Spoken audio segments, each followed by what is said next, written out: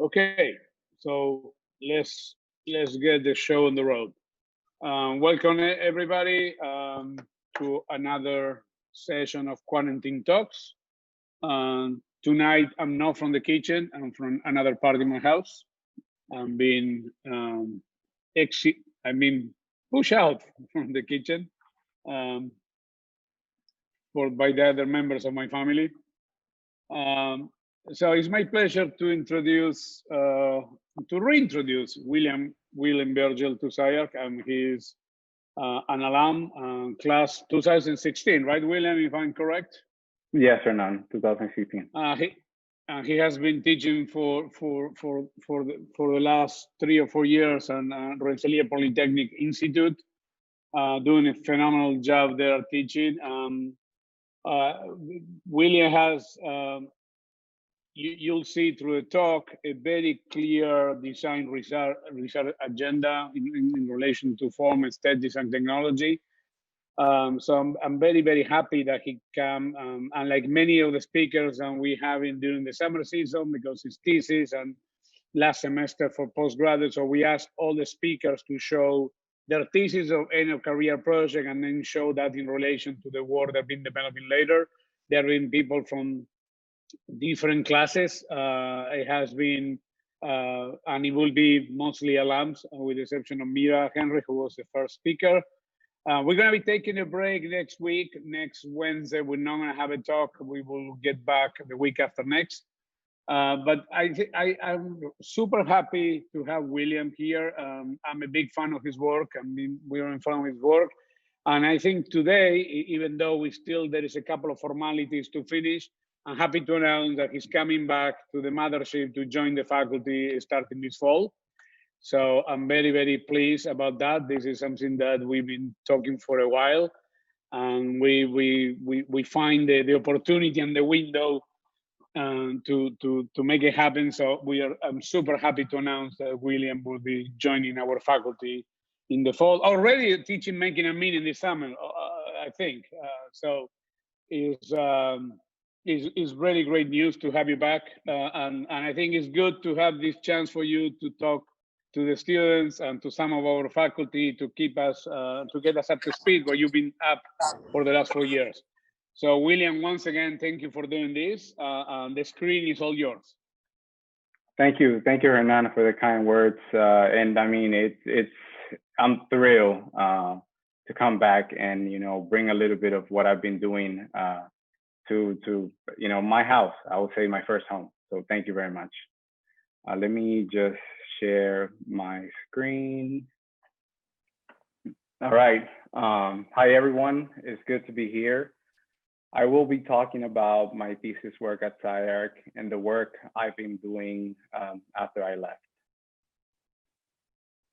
So without going too deep into my life story, I want to give you guys a little background about who I am, what are my interests, what led me to join SCI-Arc, and where I am today.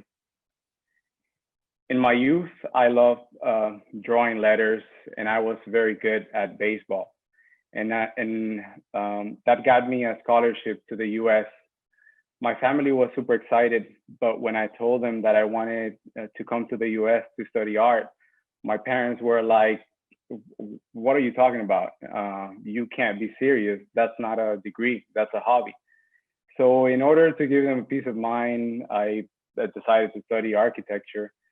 And after I graduated for my bachelor's degree, as a way of me going back to doing some of the stuff that I love, me and him, we started a small company where we used to create custom laser engraved shoes.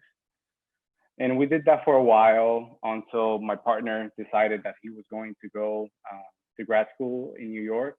And my life decisions took me to the US Army. While I was in the Army, I was not using my creative side. I remember at some point I attempted to recreate the company logo, just because, I don't know, in my head, whatever we had, it was old. But you know, the company commander, like he got upset because he said that that logo is legacy, and you know, who was I to change it?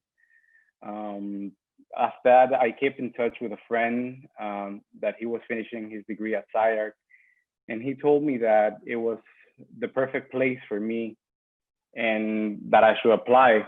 So, you know, I listened to him and I did. And then that led me to where I am now. I graduated SCI-Arc and I moved to upstate New York to start teaching at RPI. Over there, I teach thesis, I teach vertical studios, and I teach seminars. So what I wanted to do as a designer really started at thesis prep. I believe many of you guys already went through it. And in my case, I wanted to revisit ornament in architecture and find a different way to explore what ornament could be. When I look into the history of ornament, I was interested in why the motif was always floral. I always questioned why, you know, we're looking at, you know, floral elements. Why can it not be something else? So I started looking at the work of William Morris, and I was attracted to how detailed and intricate the forms were. I also looked at the work of Otto Wagner. I was interested in his take on modern architecture and how he worked to transform it.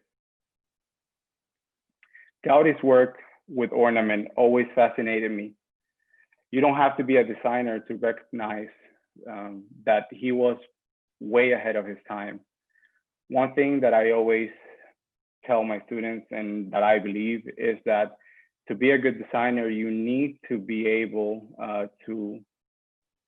you need to have the vision to envision the spaces that you have not seen. Because if you are constantly drawing back through precedents and trying to recreate something that somebody else did, then you don't have the chance to be innovative. I'm not saying that that you know, you're creating something new, because you know, many things have been done and our taste has been influenced by the things that we see and the things that we consume. But if you open your brain to the possibility of, you know, trial and error, you'll find, you know, many interesting things in the work that you guys will do. The work of Victor Horta can be considered decorative, but the forms and shapes he worked with are timeless and iconic. His body of work is very diverse and detail-oriented, and for me, it's very inspirational. It was very inspirational as a designer. I was very attracted to the work of Louis Sullivan because of how detailed and intricate the forms he was producing were. For me, this is the boundaries of ornament that I wanted to explore, where the 2D graphic became volume. I took this as inspiration to begin exploring different ways I could make my own ornament. So I challenged myself with a statement.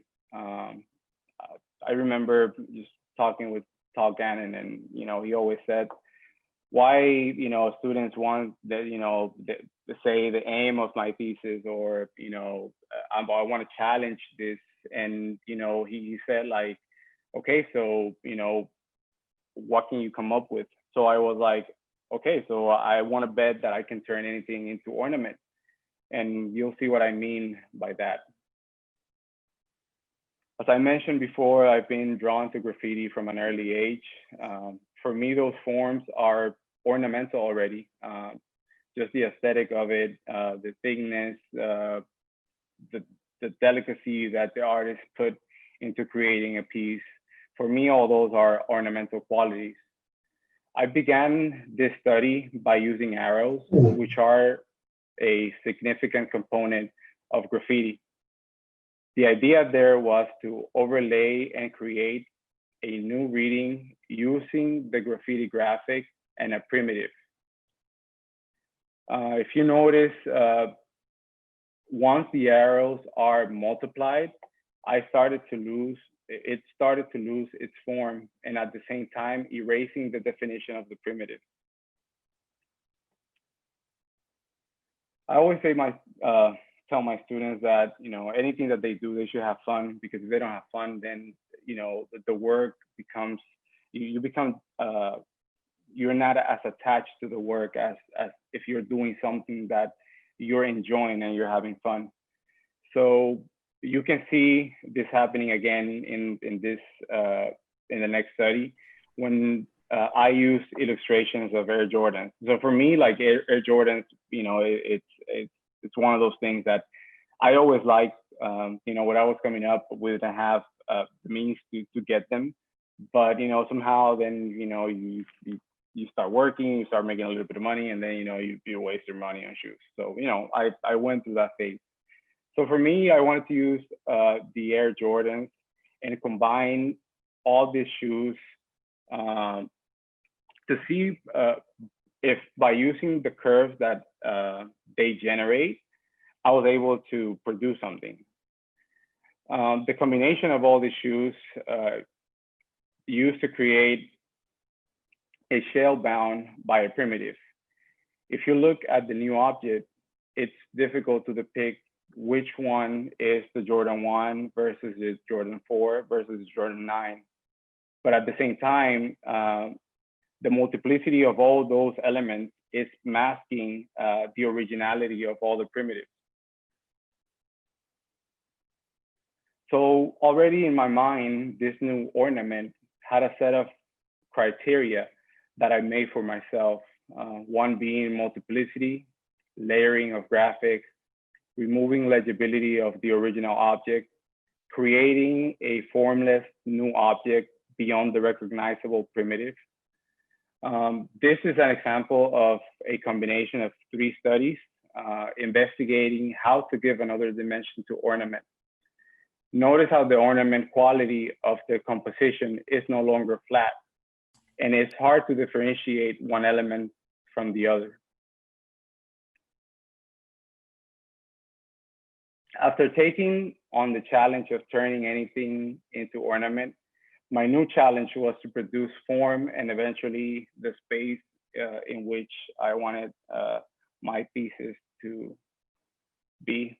I was not so much interested in making a building, because there's a lot of preconceptions that it comes whenever you say that, okay, so this is a library, or this is a housing, or this is you know, whatever it might be. This is when my thesis study really started. I also had some time to work on the title, and the thesis title evolved from Beyond Ornament. Usually, you know, in movie trailers, people tell you, you know, you don't want to put too much because you don't want to give everything away. So I felt that in my first title, I was already telling you the story of what I was doing. So I had to switch it up a little bit. After investigating form, my next step was to determine where I wanted my installation to be. I was interested in the in-between space that the desert holds. Normally, you will drive for miles without seeing anything. So I was interested in the idea of the roadside attraction. I wanted to produce something large enough that would catch your attention from far away, and you would have to question if it was a mirage or something real. Every project has its challenges. In this case, I wanted to film in the Valley of Fire State Park. As soon as I got to the gate, I noticed a sign that said, "No drones allowed." I was like, damn, I drove all the way here from LA and I can film. So I had 2 choices, and I took the most logical one, which was, you know, go inside the park and, you know, take my footage. It was a little bit challenging. It was 110 degrees, I believe, and, you know, it was really hot. It's one of those things that you can't predict, and I'm sure that many of you guys will have those moments during your thesis, where, you know, if you're outside, the iPad might overheat, and then, you know, your drone is up in the air and you can't see where you're flying. So for me, you know, it was a thrilling experience. For me, the work I was exploring at the time is a cross between art and architecture, because I'm interested in highly detailed forms. And in terms of space, I wanted to create something. Sorry. I wanted to create something that translated my idea of obsessive ornament.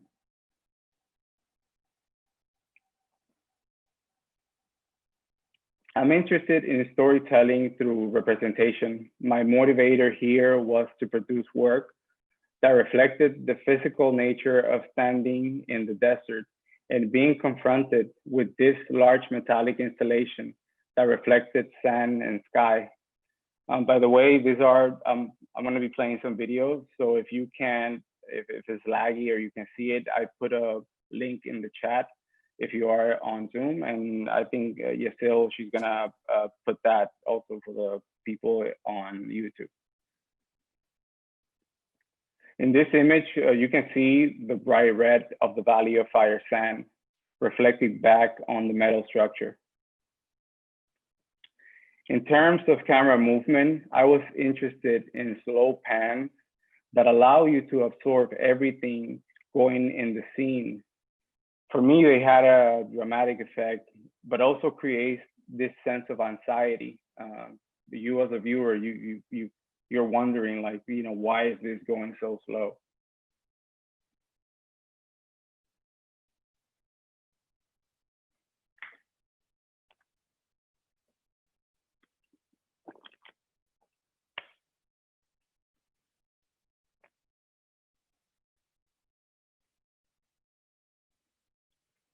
Film and animation have always been a huge inspiration in my work. As with anything you do for the first time, this was a learning curve for me. You know, I had to get a drone. I had to learn how to fly the drone. I had to, you know, account for wind speed, account for when I went to the Valley of Fire, you know, the heat, something that I didn't even know that the thing could overheat and it wouldn't take off. So then getting the footage, editing the footage, compositing the footage with my proposed installation, editing again and again to get the correct shadows, the correct lighting. I learned a lot in the process, and also beyond this project, I developed my technique even further, so that when I, you know, translate the knowledge to my students, they're able to, you know, take it and run. Because it's very important that, you know, sometimes, you know, we teach things and we're not able to dissect them really well. And we're just teaching commands instead of teaching the students how to process and actually absorb the content and be able to do them on their own without relying with the help of the instructor. So this is an overhead view of the installation. The ornament is layered on multiple volumes, and this adds to the complexity of the project as a whole. By layering the glass and with the metal, I was able to achieve the mirage effect. So talking a little bit about after I left SCI-Arc and, you know, my practice, we established BRASH Collective in 2017.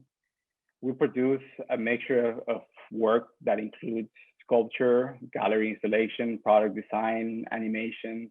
I mean, to be honest, anything that we find interesting that pushes the boundaries of form and finding new ways of coming up with provocative things.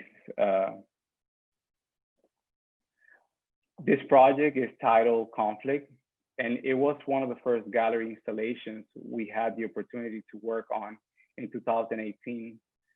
The project is a crossbreed between sculpture and architectural concepts. Primarily, we are interested in pop culture and iconography. And in this case, what's more iconic and recognizable than Mickey and the Disney characters. Through the use of these iconic figures, we started to play with misrepresentation and obscuring the figure while still maintaining legibility. We wanted to explore how far we can push the figure without losing its essence. The result is what you see here, a 5 feet tall flattened sculpture. It's always fun to work on this type of projects. We learn a lot, and it's a lot of manual labor, and you learn that there's limitations from the tools and also from the resources. The flattened elements of the project, it was a design choice, but also motivated to some extent by the space and the budget that we had. Like any project, the extent of the space and allocated time and resources play a role in shaping what the outcome will be. We chose to produce the sculptures with a CNC. We tried to do it, with a robot arm, and it was very time consuming because we wanted to do the entire chunk of foam. We tried to find a way of outsourcing a 5-axis CNC machine, and it was too expensive. So there's many constraints whenever you take a project, and you have to realize it. The next stage was prepping the raw surface. It was a very long and repetitive process. Requires a lot of practice and care because we're not working with high density foam. We had to take special care with each of the pieces.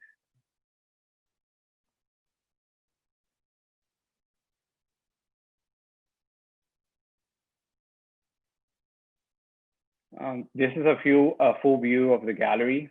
When my partner was introduced to the project, the dean of the school said that not many people stop to look at what is being displayed in the gallery. So immediately we knew that it had to be something eye-catching and that made you slow down to process what's happening in the space. The graphic that we chose was also motivated by the original icon. We wanted to represent motion and give linear dimension to those inanimate bodies.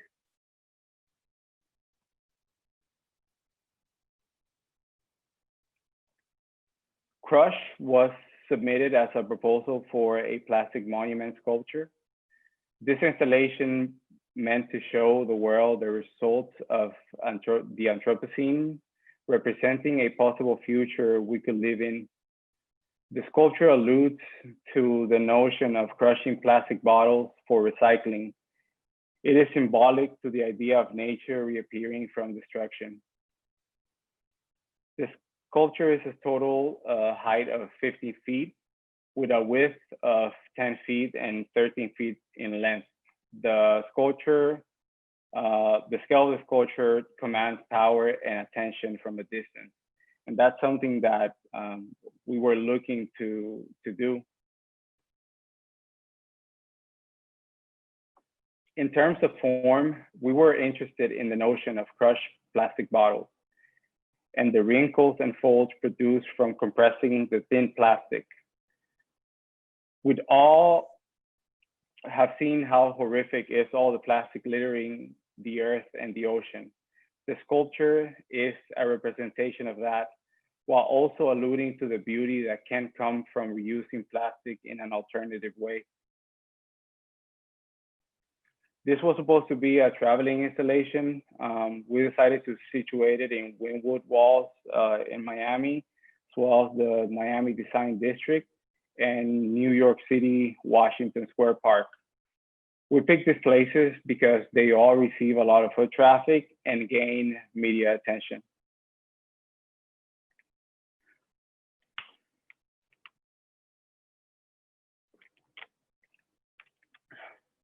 So beyond sculpture, we experimented a little bit with animation and motion graphics. This was an interesting and social engaging method of designing, at least through the internet. So the idea was that we were going to museums, taking footage with our phone, and then we wanted to place objects that were not really on the scene. So this was taken in the Broad. So without necessarily intending, it became a form of commentary and critique. We use a lot of pop culture reference as means of public engaging and engaging with the public. In this case, I remember, it was a time where Supreme did a collaboration with Louis Vuitton, and those things were like so expensive. And besides that, they only came out in select places. And I remember there was a little pop-up shop by SCI-Arc. It was in the Arts District, and it was insane because people were camping there, I don't know, like days, and then they will get a shirt for $700, and then they will sell it for $3,000. And I don't know, this was like our way of kind of like making a comment about it. So at RPI, there's this thing that students they call it the Virgil Studios, and a lot of the pedagogies and thoughts that occur in my practice reappear through my teaching as well. The concepts I work are constantly on my mind, and I'm constantly working to push them further. For me, teaching and being part of an academic institution is a lot like a research lab. I work with my students on similar things, and we push through the ideas together. In fall 2018, I taught a vertical studio titled Gross Anatomies.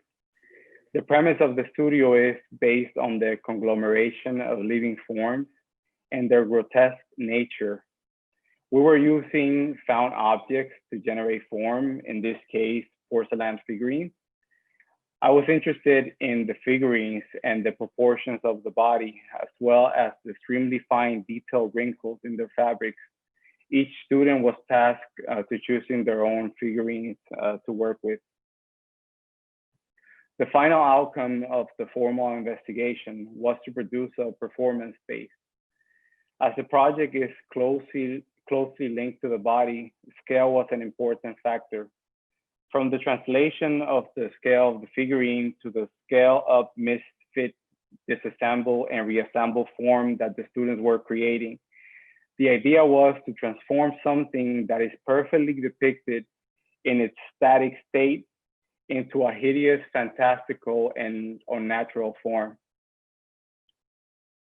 Each student had their own take on reestablishing the form of their space with the use of the figurine. Some chose to dismember the pieces, while others chose to keep them fully intact. In my studio, I also encourage the students to do models. I challenge the students to create models that were able to assemble as puzzle pieces, and discourage them from just creating a single 3D print.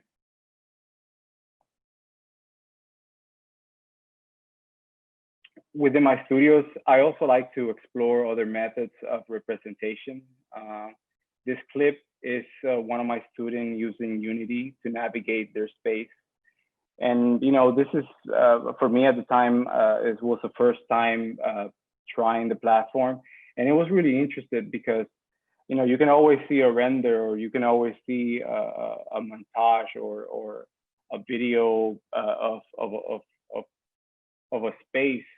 But when you give the remote to the critic, and the critic is able to navigate the space and see the limitations of now this new type of representation, I found that creates a very interesting conversation. Mechanical Piñata was a seminar I taught in the fall of 2019. Mainly, my seminars have to do with representation as well as fabrication. The idea here was to introduce and the students to different types of fabrication techniques, and to produce clearly a mechanical piñata. Each student needed to get an electronic, disassemble it, and catalog the parts of their object. I was inspired by the work of the artist Todd McClellan. We wanted to use the cataloging as parts, the cataloging of parts as a new means of drawing. This is a clip of the students getting their objects, composition back in form, and creating the piñata shell.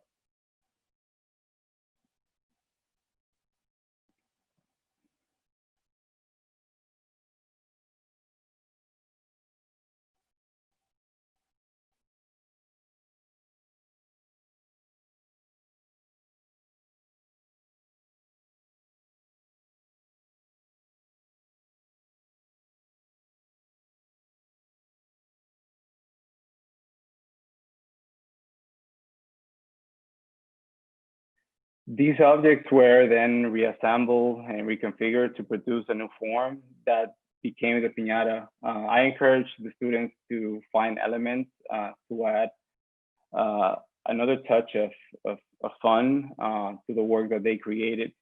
So in this case, these students, they chose to use, pills, money, things that were really grimy, and they coated with resin, and that's why it has that I would say like slimy look. Some other students chose to put toys and candy within the piece to bring back the essence of childhood piñata.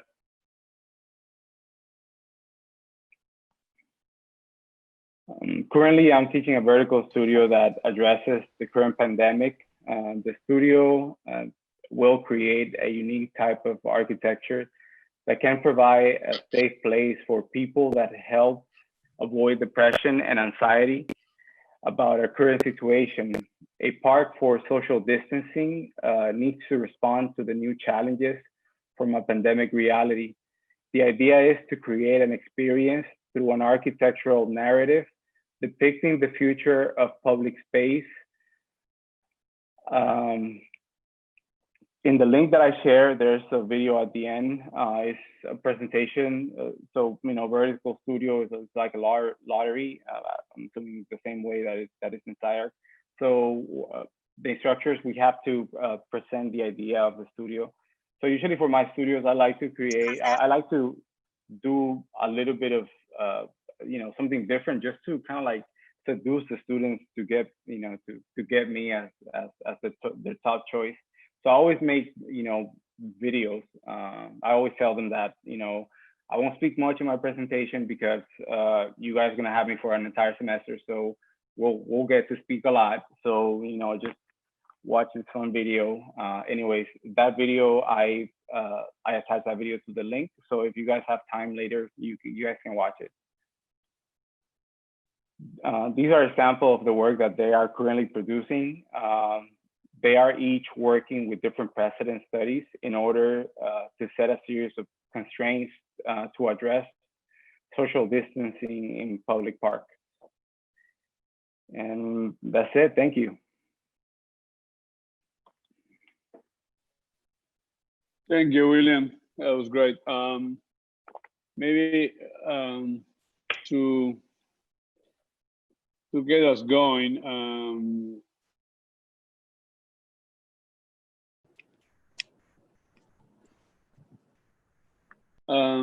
I asked the first question, so anybody else can use the chat to jump on it. I wanna.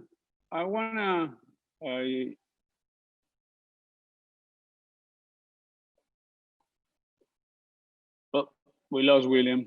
He's back, I think. William, are you back? Hey, there you are. Yeah, you're back. Yeah, sorry, I got disconnected. No problem. I want to go back to the beginning of the talk about the relation between ornament and graffiti and your obsession with ornament. in a positive way, not in a negative way. So but as the work evolved, let's say what you've been doing with the students, with the piñata and the most recent one, how do you think, how do you see the evolution of the idea of ornament, and the idea, and also the idea of the graffiti, which again, we know that ornamental is not necessarily 2D, but it's kind of a thick 2D, or it's not necessarily three-dimensional, but your work has been evolving more and more into the three-dimensionality. So what do you think the trajectory of that, or what else, what other factors of contamination you think you can keep incorporating, or how does evolve, or maybe ornament is not the right word anymore for it? Yeah, definitely, Hernán. For me, it's the struggle, because in thesis I was testing an idea. I found a way of producing something, and I wanted to see what that something else could be. I tried it, with graffiti elements. I tried it with floral motifs.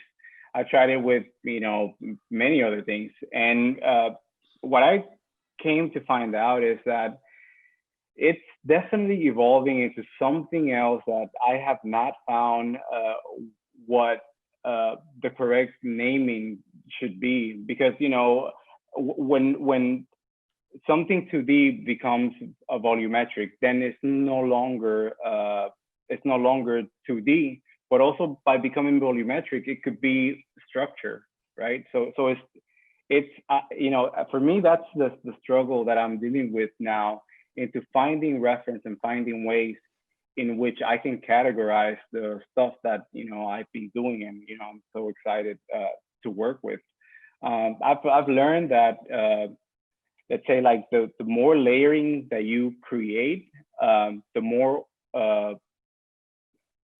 the less translucency that the space has.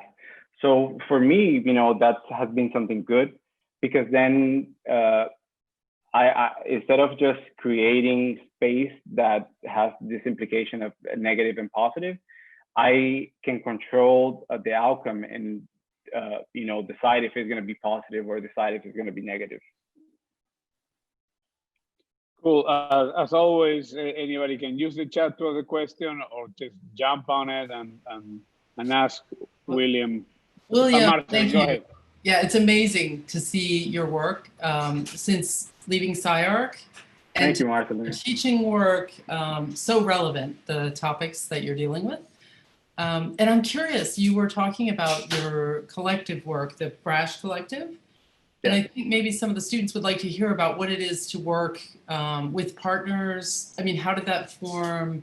Maybe you can talk a little bit about that collective. Yeah, that's super exciting, guys. Like, you guys have like no idea the relationships that you guys are creating within your own studios. Some of those friends those people that sit next to you, those will be your, maybe your life partners, maybe your work partners. And in my case, another fellow SCI-Arc graduate, Majida Al-Hinai, she's my partner in BRASH Collective. So we were all both curious in what else could we do? And we have a similar story. She also wanted to study art, but she comes from a very conservative family, and she ended up doing architecture as well.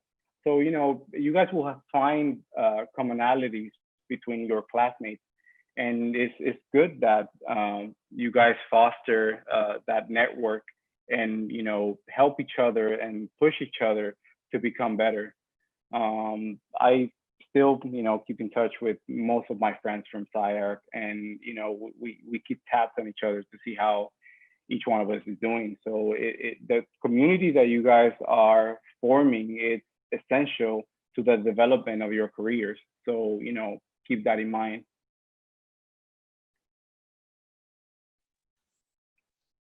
Hi, William. How are you doing? Hi, Florencia. Nice seeing you. Nice to see you.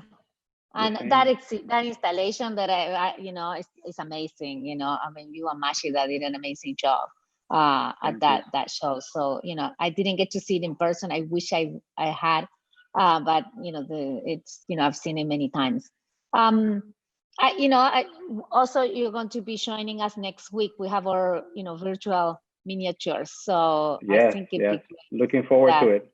I think that it sounded, I see a lot of these students here, but I think that the relevance of what you guys were doing at that time, it's really rings onto their work and specificity, even though times are a little bit strange right now. But I think that, what I wanted to ask you is, something that it's really amazing when you present your thesis is that, there's so much expertise that the environment, I would say, SCI-Arc builds up that expertise. How do you continue building up the expertise, advancing, the platforms that you work? You were saying that you're using a game engine and so on. And so how is that through academia? Is something you do through your installations? I think that it'd be nice to tell, the crowd a bit about, this kind of always, it almost as if you keep on advancing, the kind of the learnings that you had at grad school. Yes, definitely, Florencia. It starts with the curiosity, I would say, because, usually things, when we are usually exposed to, different things, usually we learn the basics. So it's up to the individual to keep developing, itself and not stay static. So, for the thesis students, I would say, if you want to learn how to do something, you have to, go and find like how to do it. Go ask the people that did it before. Go, watch a tutorial. Go. You need to have the drive to do it yourself. To go find out on how to do it yourself.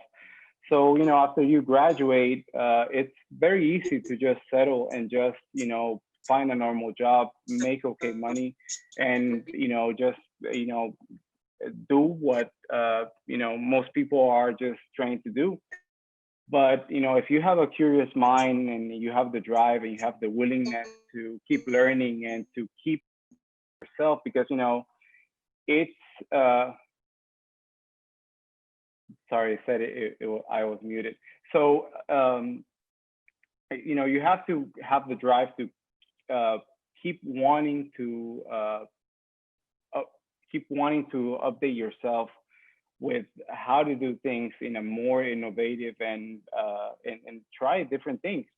So again, like for me, like when I was in school, I never tried Unity, but then I wanted my students to explore what it meant to put the project and to get a game controller and walk inside the project. So I had to go learn it myself so that then I can teach it to them.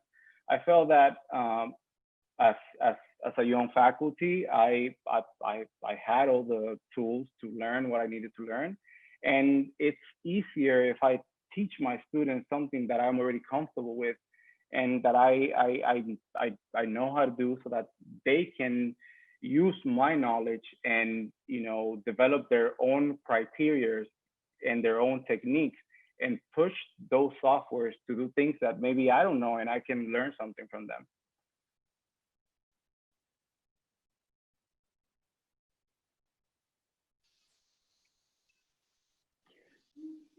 Anybody else?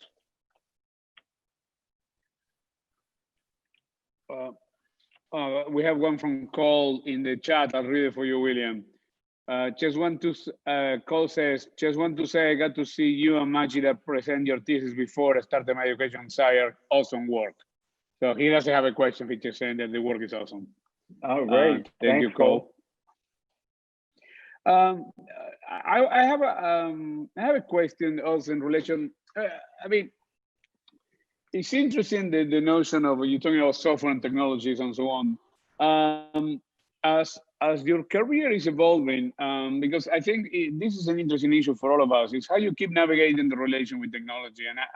And in general, the tendency is as we move forward, we keep using technology, but we start to get more and more interested in other factors that come to contaminate the technology. So how do you see moving forward? You're going to keep working with technology and so on, but how much you think the external factors that you bring into the conversation with technology are adding or changing, or what is in your radar today, and what are the next steps, and what are the next things that go beyond technology? Well, I would say that there's many ways that you can approach into producing a project. So for example, the vertical that I did before, the one I'm doing now, I wanted the students to, they took, babies, and then I reverted the process in which we first created little weird objects from deforming the babies manually. And, they were just generating different type of forms with the different pieces that they got from the bodies. And then from there, we were able to produce that in 3D, right? So usually, the way that, we've been trained to work is that, we start in the computer, and then, we manipulate, whatever it is, and that gives us a project. So for me, that was like another way of testing and going back to the analog, and realizing that models are sometimes are useful because you don't constrain the mind with okay, I have to type line to create a line, or I have to type extrusion to make an extrusion. It's more of like it's more of like the work of an artist that is sculpting something. You just go with your gut feeling to start rearranging the pieces. And as far as technology, I would say there's a lot of new software, and it's very difficult to keep on top of everything. So I would advise to the students to try to perfect, learn one software that you become really good at, and try to master that, because at the end of the day, I think we all have to become experts at something. Some people are really good talking, some people are really good rendering, some people are really good making models, and it's up to you to find out like what's your little space in which you fit in. And it's so much technology that it's too much to handle, and nobody's going to be the expert of everything. So my advice to you guys is to try to perfect that one thing that you really like enjoying, and that you have fun doing.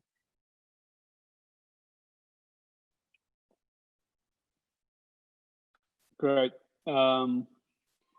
Anybody else have a final question?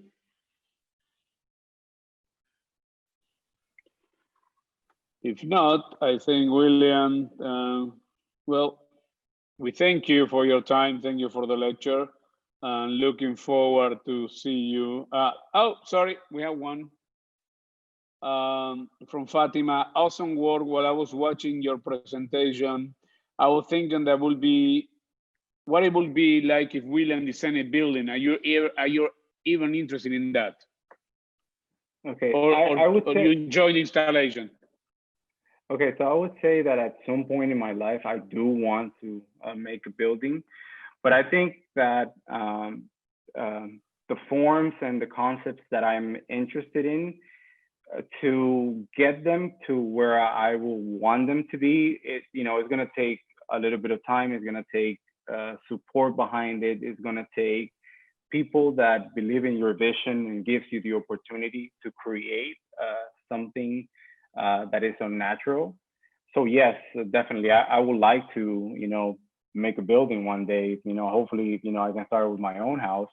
But for now, I think that tackling the smaller, tackling the art installations, tackling the product design, I'm able to continue to prove that I can produce this type of work.